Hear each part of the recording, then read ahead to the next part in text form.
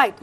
ಅಬ್ದುಲ್ ರಜಾಕ್ ಅವರೇ, ಕೇರಳ ಕಳಿಸಿದ್ರು, ಚುನಾವಣೆಯ ರೆಸ್ಪಾನ್ಸಿಬಿಲಿಟಿ ಕೊಟ್ಟು, ಹಾಗಾಗಿ ನಾನು ಕೇರಳಕ್ಕೆ ಹೋಗಿದ್ದೆ. ಜಮೀರ್ ಅವರು ಹೇಳ್ತಿದ್ದಾರೆ, ಬಾಗಲಕೋಟೆಗೆ ಹೋಗಪ್ಪ ನೀನು, ಬಾಗಲಕೋಟೆಯಲ್ಲಿ ಅಬ್ಸರ್ವರ್ ಆಗಿರು, ಅಲ್ಲಿ ನೋಡ್ಕೋ ಚುನಾವಣೆಯ ಉಸ್ತುವಾರಿ ಅಂತ ಹೇಳಿ ನಜೀರ್ ಅವ್ರಿಗೆ ಹೇಳಿದ್ರು, ಹಾಗಾಗಿ ದಾವಣಗೆರೆಗೆ ಬಂದಿಲ್ಲ.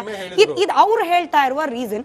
ಇಷ್ಟಾದ್ಮೇಲೆ ಇದು ಕ್ರಮ ಅಂತ ಹೇಳಿ ನಾವು ಪರಿಗಣಿಸಬೇಕಾ, ಅಥವಾ ಸಮುದಾಯದ ಪ್ರಾತಿನಿಧ್ಯ ಕೇಳಿದ್ದಕ್ಕೆ ಕಾಂಗ್ರೆಸ್ ತೋರಿಸ್ತಾ ಇರುವ ಅಸಲಿ ರೂಪ ಅಂತ ಪರಿಗಣಿಸಬೇಕಾ? ಸಮುದಾಯ ಬೇಸಿಕಲಿ ಮುಸ್ಲಿಂ ಸಮುದಾಯ ಈ ಬೆಳವಣಿಗೆಯನ್ನ ಹೆಂಗ್ ನೋಡ್ತಾ ಇದೆ ಅಂತ ಹೇಳಿ. ಮುಸ್ಲಿಂ ಸಮುದಾಯಕ್ಕೆ ಬ್ಲಾಕ್ ಮೇಲ್ ಪಾಲಿಟಿಕ್ಸ್ ನಡೆಯಲ್ಲ.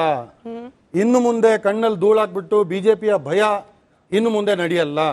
ಈ ದಾವಣಗೆರೆ ದಕ್ಷಿಣ ಕ್ಷೇತ್ರ ಒಂದು ಉದಾಹರಣೆ ಆಗುತ್ತೆ. ನಾವೆಲ್ಲ ಅಲ್ಲಿ ಹೋಗಿ ಪ್ರಚಾರ ಮಾಡಿದ್ದೇನು, ಈ ಸಲ ಕಾಂಗ್ರೆಸ್ ಪಾಠ ಕಲಿಸಿಲ್ಲ ಅಂತ ಹೇಳಿದ್ರೆ ಅಭಿ ನಹಿ ತೋ ಕಭಿ ನಹಿ ಅಂತ. 2023ರಲ್ಲಿ ಇವರು ಕೊಟ್ಟ 5 ಗ್ಯಾರಂಟಿಗಳ ಭಿಕ್ಷೆಯಿಂದ 5 ಓಟು ಕಾಂಗ್ರೆಸ್ಗೆ ಬರಲಿಲ್ಲ.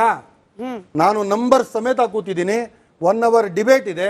ನಿಮ್ಮ ಬ್ಯಾಕ್ ಎಂಡ್ ಟೀಮ್ಗೆ ಹೇಳಿ, ಇದ್ರಲ್ಲಿ 1% ಹೆಚ್ಚು ಕಡಿಮೆ ಸುಳ್ಳು ಹೇಳಿದ್ರೆ ನಾನು ವಾಪಸ್ ನೀವು ಡಿಬೇಟ್ ಎಂಡ್ ಆಗಕ್ಕಿಂತ ಮುಂಚೆ ನೀವು ಹೇಳ್ಬಿಡಿ. 2004ರಿಂದ 2023ರವರೆಗೆ 2004, 8, 13, 18, 23 13ರಲ್ಲಿ ಮಾತ್ರ ಕೆಜೆಪಿ ಫಾರ್ಮ್ ಮಾಡಿ ಬಿಜೆಪಿಯ ವೋಟ್ ಪರ್ಸೆಂಟೇಜ್ ಕಡಿಮೆ ಆಯ್ತು. ಅಲ್ಲಿಂದ ನೋಡಕ್ ಹೋದ್ರೆ 2004ರಿಂದ 23ರವರೆಗೆ ಸ್ಲೈಟ್ ಇಂಪ್ರೂವ್ಮೆಂಟ್ ಜೊತೆ ಬಿಜೆಪಿಯ ವೋಟ್ ಶೇರು 2004ರಲ್ಲಿ 29% ಇತ್ತು, 2008ರಲ್ಲಿ 34 ಆಯ್ತು, 2018ರಲ್ಲಿ 36, 2023ರಲ್ಲಿ 36. ಅಂದ್ರೆ ಈ ಗ್ಯಾರಂಟಿ ಭಿಕ್ಷೆಗೆ ಯಾವ ಬಿಜೆಪಿ ಮತದಾರ ಇದಾನೋ ಒಂದು ಮತ ಕೂಡ ಕಾಂಗ್ರೆಸ್ ಕೊಡಲಿಲ್ಲ. ಮೇಡಮ್ ದಯವಿಟ್ಟು ನಾನು ಕಶ್ಯಪ್ ಅವ್ರನ್ನ ಇಂಟರ್ಫಿಯರ್ ಮಾಡಿದಾಗ ನೀವು ಹೇಳಿದ್ರೆ ದಯವಿಟ್ಟು ಓಪನ್ ಈ 5 ಗ್ಯಾರಂಟಿಗಳ ದೇಣಿಗೆಯಿಂದ 50 ಓಟು ಸಿಗ್ಲಿಲ್ಲ ಕಾಂಗ್ರೆಸ್ ಪಕ್ಷಕ್ಕೆ. ನಂಬರ್ಸ್ ಪ್ರಕಾರ ಹೇಳ್ತಾ ಇದ್ದೀನಿ. ಬಿಜೆಪಿಯ vote share, Gowda sir correct ಇದೆ ಹೇಳಿ, ಬಿಜೆಪಿಯ ವೋಟ್ ಶೇರ್ 2018ರಲ್ಲಿ ಏನಿತ್ತು 23ರಲ್ಲೂ ಇಂಟ್ಯಾಕ್ಟ್, 1 ವೋಟ್ ಕೂಡ ಗಳಿಸಕ್ಕಾಗಿಲ್ಲ. ಡಿಫರೆನ್ಸ್ ಆಗಿದ್ ಎಲ್ಲಿ ಅಂತ ಹೇಳಿದ್ರೆ ಜೆಡಿಎಸ್ 2004ರಲ್ಲಿ 21%, 8ರಲ್ಲಿ 20, 13ರಲ್ಲಿ 21, 18ರಲ್ಲಿ 19, 2023ರಲ್ಲಿ 13% ಬಂದಿಳಿತು. ಇದು ಯಾವ ಕಾರಣಕ್ಕೆ ಅಂತ ಹೇಳಿದ್ರೆ ಇದೇ ಇವತ್ತಿನ ಲೀಡರ್ಗಳು ನಸೀರ್ ಅಹಮದ್ ಸಾಬ್ ಆಗಿರ್ಲಿ, ಬಿಜೆಡ್ ಜಮೀರ್ ಅಹಮದ್ ಸಾಬ್ ಆಗಿರ್ಲಿ, ಇವರೆಲ್ಲ ಸೇರಿ ಮುಸ್ಲಿಂ ಸಮುದಾಯದ ವೋಟುಗಳನ್ನ ಈ ನಮ್ಮ ರಾಜ್ಯದ 58,282 ಪೋಲಿಂಗ್ ಬೂತ್ಗಳಲ್ಲಿ 90%ಗೂ ಹೆಚ್ಚು ವೋಟಿಂಗ್ ಪರ್ಸೆಂಟೇಜ್ ಮುಸಲ್ಮಾನರು ಮಾಡಿದ್ರು ಮತ್ತು ಒಂದು ಕಡೆ ವೋಟ್ ಮಾಡಿದ್ರು. ಸಂಪ್ರದಾಯವಾಗಿ ಜೆಡಿಎಸ್ಗೆ ಕೊಡುವ ವೋಟ್ ಅನ್ನ ನಾವು ಕಾಂಗ್ರೆಸ್ ಕಡೆ ತಿರುಗಿದ್ವಿ. ಈ ಜೆಡಿಎಸ್ಗೆ 7% ಡಿಫರೆನ್ಸ್ ಏನಾಯ್ತು ಅದು ಕಾಂಗ್ರೆಸ್ಗೆ ಆಡ್ ಮಾಡಿದ್ರೆ 43% ವೋಟ್ ಶೇರ್. ಅಂದ್ರೆ ಮುಸಲ್ಮಾನರ ಮತಗಳಿಂದ ಕಾಂಗ್ರೆಸ್ ಪಕ್ಷ 2023ರಲ್ಲಿ ಸರ್ಕಾರ ಸಂಪೂರ್ಣ ಬಹುಮತದಿಂದ ಸರ್ಕಾರ ರಚಿಸಕ್ಕೆ ಅನುಕೂಲ ಮಾಡಿಕೊಟ್ಟಿದ್ದು ಮುಸ್ಲಿಂ ಸಮುದಾಯ. ರಿಜ್ವಾನ್ ಅರ್ಷದ್ ಯಾರು, ಸಲೀಂ ಅಹಮದ್ ಯಾರು, ತನ್ವೀರ್ ಸೇಠ್ ಯಾರು? ಅಂದ್ರೆ ಮುಸಲ್ಮಾನರ ರೆಪ್ರೆಸೆಂಟೇಟಿವ್ ಅಂದ್ರೆ ಅದು ಕೇವಲ ಜಮೀರ್ ಅಹಮದ್ ಒಬ್ಬರೇನಾ? ಅವ್ರ ಆಯ್ಕೆಗೆ ವಿರುದ್ಧವಾಗಿ ಕಾಂಗ್ರೆಸ್ ಪಕ್ಷ ನಡ್ಕೊಳ್ತು ಅಂದ ಮಾತ್ರಕ್ಕೆ ಇಡೀ ಮುಸಲ್ಮಾನ್ ಸಮುದಾಯಕ್ಕೆ ಅನ್ಯಾಯನಾ? ಲೀಡರ್ಶಿಪ್ ಹೋಗಿ ಹೈಕಮಾಂಡ್, ಅದು ಯಾವ ಹೈಕಮಾಂಡ್ ಇದೆಯೋ ತುಂಬಾ ಲೋ ಆಗ್ಬಿಟ್ಟಿದೆ ಇವಾಗ. ಇಡೀ ನಮ್ಮ ದೇಶದಲ್ಲಿ ಕೇವಲ 3 ರಾಜ್ಯಗಳಲ್ಲಿರೋದು ಕಾಂಗ್ರೆಸ್: ತೆಲಂಗಾಣ, ಕರ್ನಾಟಕ, ಹಿಮಾಚಲ್ ಪ್ರದೇಶ. ಆ ತೆಲಂಗಾಣದಲ್ಲೂ ಇದೇ ಜಮೀರ್ ಅಹಮದ್ ಖಾನ್ ಹೋಗಿ ಕ್ಯಾಂಪೇನ್ ಮಾಡಿದ 32 ಕ್ಷೇತ್ರಗಳಲ್ಲಿ ಕಾಂಗ್ರೆಸ್ ವಿನ್ ಆಗಿದೆ. ನಾನು ಹೇಳ್ತಿರೋದು ಏನು ಅಂತ ಹೇಳಿದ್ರೆ, ಕಲೆಕ್ಟಿವ್ ಲೀಡರ್ಶಿಪ್ ಹೋಗಿ ಕೇಳ್ತಾ ಟಿಕೆಟ್ ಕೊಡ್ಲಿಲ್ವಾ, ಅಸಮಾಧಾನ ಆಯ್ತಾ, ಕಲೆಕ್ಟಿವ್ ಲೀಡರ್ಶಿಪ್ ಹೋಗಿ ಕ್ಯಾಂಪೇನ್ ಮಾಡ್ತಾ ಅಲ್ಲಿ ಕೇವಲ 2 ಜನ ಆಚೆ ಬಂದು ಸಮುದಾಯದ ಒಗ್ಗಟ್ಟನ್ನ ಒಡೆದಾಕಿ ಇವತ್ತು ಅವ್ರೇನ್ ಮಿನಿಸ್ಟರ್ಗಳಾಗ್ಬಿಡ್ತಾರ? ಆಗಲ್ವಾ? ಆಗ್ಲಿ ಬಿಡಿ, ಅವ್ರು ಮಾಡಿದ ಶ್ರಮ ಅವ್ರಿಗೆ ಏನ್ ಕೊಡ್ಬೇಕು ಕೊಡ್ಲಿ. ಆದ್ರೆ ಸಮುದಾಯದ ನಾಯಕರಾಗಲ್ಲ.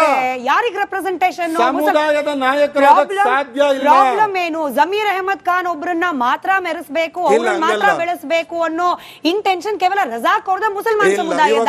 ನಾನು ಇದೇ ಪ್ರಶ್ನೆ ಹರೀಶ್ ಅಣ್ಣ ಇದಾರೆ, ಅವ್ರ ಬಗ್ಗೆ ಏನಾದ್ರು ಮಾತಾಡ್ತಿದ್ದೀನಾ? ಇವಾಗ ತನ್ವೀರ್ ಸೇಠ್ ಸಾಹೇಬ್ ಇದಾರೆ, ಅವ್ರ ಬಗ್ಗೆ ಏನಾದ್ರು ಹೇಳ್ತಿದ್ದೀನಾ? ಈ 2 ಜನ ಬಕೆಟ್ ಇಟ್ಕೊಂಡ್ ಮೇಲ್ ಬಂದಿರೋದು ಯಾವ ಎಲೆಕ್ಷನ್ ವಿನ್ ಆಗಿಲ್ಲ. ಹೌದು, ಯಾವ ಎಲೆಕ್ಷನ್ ವಿನ್ ಆಗಿಲ್ಲ. ಕಾರ್ಪೊರೇಟರ್ ಎಲೆಕ್ಷನ್ ಮೈಸೂರಲ್ಲಿ ವಿನ್ ಆಗೋ ಯೋಗ್ಯತೆ ಇಲ್ದಿರೋರು ಇವತ್ತು ಇಲ್ಲಿಗೆ ಬಂದು ಇದೇ ಜಮೀರ್ ಅವರು ಹೋದ್ರೆ ಒಯ್ಲಿ ನಮ್ಮವನೇ ಅಲ್ವಾ ಅಂತ ಹೇಳ್ಬಿಟ್ಟು ಶಿವಾಜಿನಗರದಲ್ಲಿ ರೆಡಿ ಬಿರಿಯಾನಿ ಇವರಿಗೆ ಕೊಟ್ಟಿದ್ದಕ್ಕೆ ಇವತ್ತು MLA ಕೂತಿರೋದು. ಇದೇನು ಎಲೆಕ್ಷನ್ ವಿನ್ ಆಗಿರೋದಲ್ಲ. ಸರಿ. ಇವರು ಪಟ್ಟ ಶ್ರಮದಿಂದ ಜನ ಮೆಚ್ಚಿ ಮಾಡಿದ ನಾಯಕ ಅಲ್ಲ. ಸಮುದಾಯದ ಜನರು ಮೆಚ್ಚಿ ಮಾಡಿದ ನಾಯಕ ಅಲ್ಲ. ಬಟ್ ಉಮರ್ ಶರೀಫ್ ಸರ್, 2 ಸಲ ಸೋತೋಗಿ ಕೊಟ್ಟಿರೋ ಉಮರ್ ಶರೀಫ್ ಸರ್, ಈಗ ಪಕ್ಷದ ಅನ್ನ ತಿಂದವರು, ಎಕ್ಸಾಕ್ಟ್ಲಿ ಇದೇ ಪದಗಳು, ಪಕ್ಷದ ಅನ್ನ ತಿಂದವರು ಕೆಲಸ ಮಾಡ್ಬೇಕಪ್ಪ. ನೀವು ಸಮುದಾಯವೋ ಪ್ರಾತಿನಿಧ್ಯವೋ ಮತ್ತೊಂದು ಮಗದೊಂದು, ಆಮೇಲೆ ಪಕ್ಷದ ಋಣ ಇದೆ ನಿಮ್ಮ ಮೇಲೆ, ನೀವು ಬಂದು ಕೆಲಸ ಮಾಡಬೇಕು, ಚುನಾವಣೆಗೆ ಪ್ರಚಾರ ಮಾಡಬೇಕು ಹೇಳಿದ್ಯಾರು? ಎಸ್ ಮಲ್ಲಿಕಾರ್ಜುನ್ ಅವರು. ನಿಮಗೆ ಪಕ್ಷ ಸ್ಥಾನಮಾನ ಕೊಟ್ಟಿದೆ, ನಿಮ್ಮನ್ನ MLC ಮಾಡಿದ್ದಾರೆ, ಮಂತ್ರಿ ಮಾಡಿದ್ದಾರೆ. ಹೀಗಂದ್ಮೇಲೆ ಪಕ್ಷ ಡಿಸೈಡ್ ಮಾಡಿ ಸಮರ್ಥ ಅವರನ್ನ ಅಭ್ಯರ್ಥಿ ಮಾಡಿದ ಮೇಲೆ ಬಂದು ಕೆಲಸ ಮಾಡಬೇಕು, ತಪ್ಪೇನಿದೆ ಇದರಲ್ಲಿ? ನೋಡಿ, ಕಾಂಗ್ರೆಸ್ ಈ ಸಮುದಾಯಕ್ಕೆ ಬೇಕಾಗಿದೆ, ಮುಸ್ಲಿಂ ಸಮುದಾಯಕ್ಕೆ. ಅದೇ ರೀತಿ ಮುಸ್ಲಿಂ ಸಮುದಾಯಕ್ಕೆ ಕಾಂಗ್ರೆಸ್ ಬೇಕಾಗಿದೆ. ಅಂದರೆ ವಿ ಆರ್ ಸಿಂಬೋಯಾಸಿಸ್ ನಡೀತಿರೋದು.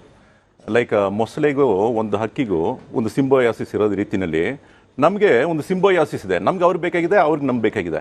ಬಟ್ ಏನಾಗಿದೆ ಅಂದರೆ ಇವಾಗ ಬಂದಿರೋದು, ಸಾರಿ, ಮೊಸಳೆ ಕಾಂಗ್ರೆಸ್ ಇಲ್ಲ, ಅದು ಬೇಕಾಗಿಲ್ಲ. ನಾನು ಏನು ಹೇಳಕ್ಕೆ ಬರ್ತೀನಿ ಅಂದರೆ, ಬೋತ್ ವೇಸ್ ನೋಡ್ಬೋದು. ಇವ್ರು ಕೇಳಿದ್ರಲ್ಲೂ ಏನು ತಪ್ಪಿಲ್ಲ. ನಮಗೆ ಒಂದು ಲೀಡ್ರ್ ಬರಲಿ ಅಂತ ಕೇಳಿದ್ರಲ್ಲಿ ತಪ್ಪಿಲ್ಲ. ಅವರು ಶಾಮನೂರು ಶಿವಶಂಕರಪ್ಪನ ಅವ್ರ ಮನೆಯವ್ರಿಗೆ ಕೊಟ್ಟಿದ್ರಲ್ಲೂ ತಪ್ಪಿಲ್ಲ. ನೋಡಿ, ಇದರಲ್ಲಿ ಸ್ವಲ್ಪ ತಾಳ್ಮೆಯಿಂದ ಕೇಳಿದ್ರೆ ನನ್ನ ಪರ್ಸ್ಪೆಕ್ಟಿವ್ ಅರ್ಥ ಆಗುತ್ತೆ. ಏನಂದರೆ, ಇಷ್ಟು ವರ್ಷ ಕಾಲ ನಾವು ಸೇವಕನಾಗಿದ್ವಿ. ಯಾವತ್ತಿಗೂ ನಾವು ನಮ್ಗೆ ಕೊಡಿ ಅಂತ ನಾವು ಅಷ್ಟು ಏನು ಪ್ರತಿಭಟನೆ ಮಾಡ್ಕೊಂಡು ಕೇಳಿಲ್ಲ. ಸೊ ಹಾಗಾಗಿ ಅವ್ರಿಗೂ ಒಂದು ರೂಢೀಕರಣ ಆಗ್ಬಿಟ್ಟಿದೆ, ಯಾವತ್ತಿಗೂ ನಮ್ಮ ಕೆಲಸ ಮಾಡ್ತಿರ್ತಾರೆ ಅಂತ. ಆದರೆ ನಾವು ವೋಟ್ ಬ್ಯಾಂಕ್ ಆಗಿ ಉಳಿದಿದ್ವಿ. ಆದರೆ ಇವತ್ತಿಗೆ ಪವರ್ ಹೌಸ್ ಆಗಿ ಆಗ್ಬೇಕಂತ ಒಂದು ಆಸೆ ಬಂದಿದೆ. ಆದರೆ ಪವರ್ ಹೌಸ್ ಆಗಬೇಕಂತ ಅದಕ್ಕಂತ ತಕ್ಕಂತೆ ಅದಕ್ಕೆ ಬೇಕಾಗಿರುವ ಲೀಡರ್ಶಿಪ್ ಕ್ವಾಲಿಟೀಸ್ ಇದೆಯಾ ಅಂತ ಪ್ರಶ್ನೆ ಬರುವಾಗ ನನ್ನ ಪ್ರಶ್ನೆ ಇರೋದು, ಶಾಮನೂರು ಶಿವಶಂಕರಪ್ಪ ಫ್ರಮ್ 1978 ಇಂದ 1983, 1994, ಅದನಂತರ 2008 ಇಂದ ಖಂಡಿತವಾಗಿ ಅವರೇ ವಿನ್ ಮಾಡ್ಕೊಂಡು ಬರೋ ರೀತಿಯಲ್ಲಿ ಒಬ್ಬ ಮುಸ್ಲಿಂ ಕ್ಯಾಂಡಿಡೇಟ್ ಅನ್ನ ದಾವಣಗೆರೆ ಸೌತ್ ನಲ್ಲಿ ತೋರಿಸ್ಬಿಡಿ ಅಂತ ಕೇಳ್ತಿದ್ದೆ. ಅವಕಾಶ ಕೊಟ್ರೆ ಅಲ್ವಾ? ನಾನು ಏನ್ ಕೊಡ್ತಿದ್ರೆ ನಾನು ಹೇಳೋದೇನು, ಶಾಮನೂರ್ ಅವರಿಗೆ ಓಟ್ ಹಾಕಿ ಶಾಮನೂರ್ ಅವರಿಗೆ ಟಿಕೆಟ್ ಕೊಟ್ಟು ಇದೆಲ್ಲ ಮಾಡಿದ ಮೇಲೆ ಬೆಳವಣಿಗೆ ಹೆಂಗಾಗ್ಲಿಕ್ಕೆ ಸಾಧ್ಯ? ಬೆಳವಣಿಗೆ ನಮ್ಗೇನಂದ್ರೆ, ನಾನೇನು ಕೊಡ್ತಿದ್ರೆ, BZ ಜಮೀರ್ ಅಹ್ಮದ್ ಅವ್ರನ್ನ ನೋಡ್ಕೊಂಡು ಅವ್ರ ಮನೆಗೆ ಬಂದು ಟಿಕೆಟ್ ಕೊಡ್ತಾರೆ. ಅದೇ ರೀತಿ NA ಹಾರಿಸ್ಗೂ ಅದೇ ರೀತಿನೇ. ಯಾಕಂದ್ರೆ ಅವ್ರ ಅಂತಹ ಒಂದು ಏನು ಅವರ ಪ್ರತಿಭೆ ಆಗಿದೆ, ಅವರ ಪ್ರತಿಭೆ ಆಗಿದೆ. ಅದೇ ರೀತಿ ಡೆವಲಪ್ ಮಾಡೋಣ.